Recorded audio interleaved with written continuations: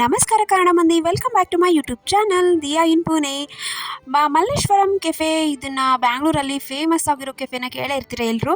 S, ಅದೇ ರೀತಿ ಇಲ್ಲಿ ಇವಾಗ ಇನ್ನೊಂದು ಬ್ರ್ಯಾಂಚು ನಮ್ಮ ಪುಣೆದಲ್ಲಿ ಓಪನ್ ಆಗಿದೆ. ಸೊ ಎಲ್ಲರೂ ವಿಸಿಟ್ ಮಾಡ್ಬೋದು, ಸಖತ್ತಾಗಿದೆ.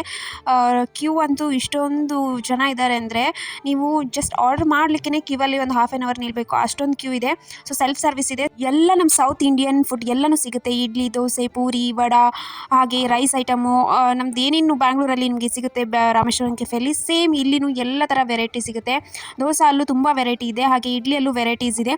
ಸೊ ನಾವು ಆರ್ಡರ್ ಮಾಡಿದ್ವಿ ಘೀ ಪುಡಿ ಇಡ್ಲಿ ಆ್ಯಂಡ್ ಗುಂಗ್ರು ರೈಸ್ ಅಂತೆ, ಗುಂಗ್ರು ರೈಸ್ ಇದೆ. ದೆನ್ ಕೇಸರಿ ಬಾತ್, ಖಾರ ಬಾತ್, ಎಲ್ಲ ಥರ ವೆರೈಟಿ ಇದೆ. ಕಾಫಿ ಅಂತೂ ಫಿಲ್ಟರ್ ಕಾಫಿ ಅಂತೂ ಸಖತ್ತಾಗಿದೆ. ಸೊ ಟ್ರೈ ಮಾಡ್ಬೋದು.